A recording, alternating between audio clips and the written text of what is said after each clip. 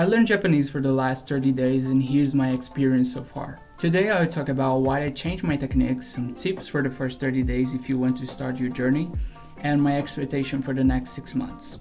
I watched my first video on YouTube again where I talk about my first day in Japanese and was definitely wrong about some aspect of that video.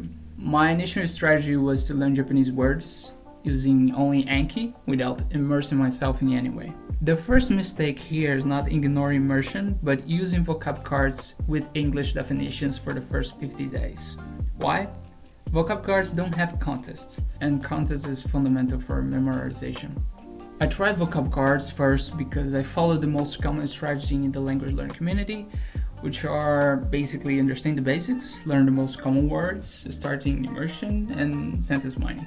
However, I wasn't retaining anything at all. What I mean by that, I wasn't remember anything. So I did some research, and for me, the problem was the vocab cards. So no more vocab cards, just sentence cards. Also, my focus in Anki right now is understanding the entire sentence in Japanese instead of focusing on the meaning of individual words. Some people might argue that you can't do that because some Japanese words don't have a fully translation into English. However, what I am aiming for is to learn the structures before trying to understand word by word. Because if you try to understand each word separately, you will overthink the process. Let me demonstrate using English. The phrase get up means to rise from bed after sleeping. However, get is one word and up is another word. If you're a native English speaker, you probably don't think about why this happened. It's just how it is. If you overanalyze the rules and definitions, you probably won't retain the meaning of the phrase. I mean, you have two words, but when combined, they create a new meaning. If you start overthinking, constantly asking why, you won't memorize it. For me, remembering this translation in English, it's enough. If I remember correctly, I'm learning. That's why I'm going to look at sentence in Japanese, translate it in English into my head because I already see it before, and then memorize it. This is the simplest approach you can try.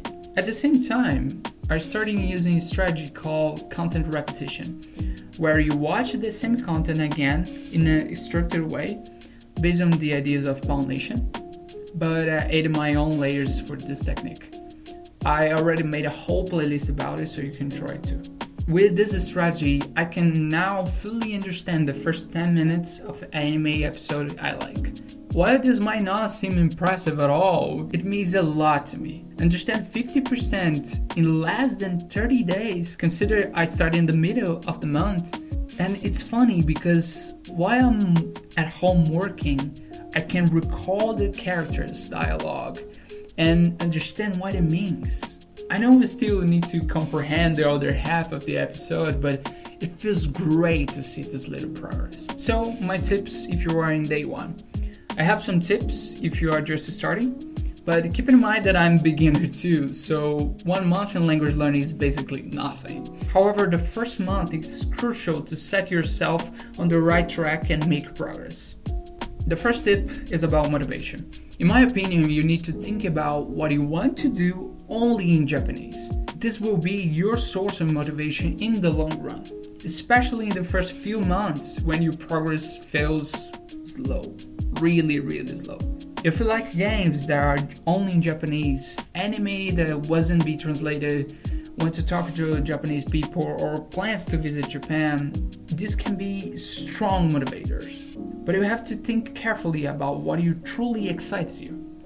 If everything you want to do can already be done in your native language, you need to find a specific reason to learn Japanese. For example, if you love anime or manga, try to find ones that aren't available in the West. Something you really want to watch or read. I'm telling you this because I'm studying Korean for 6 months and it was a waste of time. At least for me. Everything I like in Korean, I could already enjoy in English, so it wasn't worth my time. The second tip is start slow. Don't try to immerse yourself or study for 3 hours a day right away. Right now, you're motivated, but there will be days that you are not. Trust me. And consistency is one of the most important aspects of language learning, especially in the beginner. Even if you have 3 or more hours per day to learn Japanese, start with 50 minutes today, then 20 minutes tomorrow, and gradually increase from there. But let's be real, it's like you don't have that much time. As a beginner, 20 minutes a day is enough. Instead of focusing on how much time you spend in learning Japanese, focus on how difficult it is to learn as a beginner. If you can read English subtitles and understand me, you're probably fluent in English. But was always this smooth? Probably not.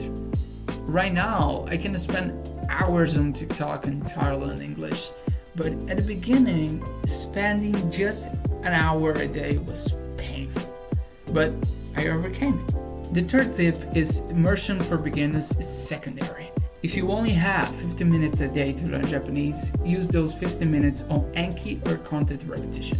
For a beginner, actively study for 50 minutes is more valuable than immersing yourself for 50 minutes without understanding much.